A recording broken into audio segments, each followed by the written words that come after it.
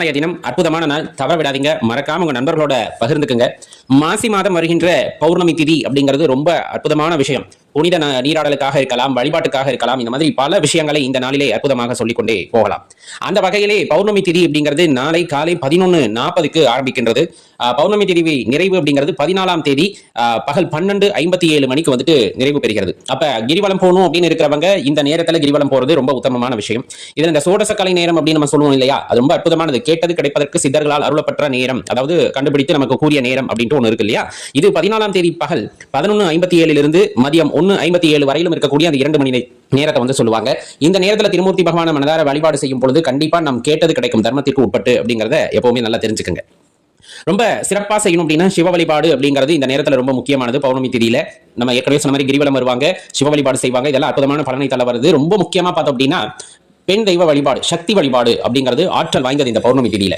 அப்ப அருகாமையில் இருக்கக்கூடிய நம்ம காவல் தெய்வங்களா இருக்கலாம், குலதெய்வமா இருக்கலாம், சக்தி வடிவத்தில் இருக்கக்கூடிய தெய்வங்களை நாம் வழிபாடு செய்யும் பொழுது உள்ளபடியே நாம் அத்தனை ஆற்றல்களையும் நம்மால் உணர முடியும், உத்ரகிக்க முடியும் அப்படிங்கிறத ஞாபகம் வச்சுக்கோங்க. அப்ப குலதெய்வ ஆலயமா இருக்குன்னா நேரா போங்க, போயிட்டு நெய் விளக்கு போட்டு அம்பிகையிடம் வந்துட்டு விண்ணப்பம் வைத்துக் கொள்ளுங்கள், மாவிளக்கு போடுங்கள். இதெல்லாம் சிறப்பான பலன்களை உங்களுக்கு தரவல்லது.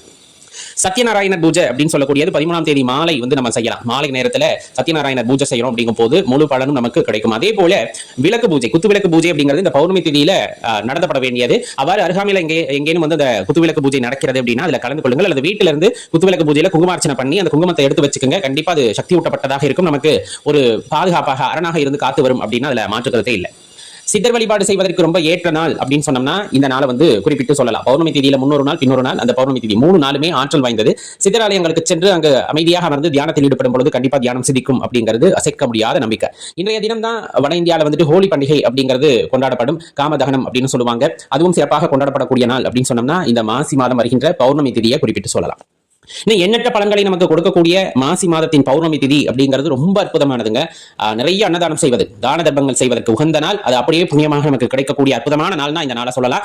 எக்காரணம் கொண்டும் தவற விடாதீர்கள். மறக்காம இந்த பதிவை லைக் பண்ணிட்டு உங்க நண்பர்களோட பகிர்ந்துக்குங்க. அனைவரும் பலனடையட்டும். நன்றி, வணக்கம்.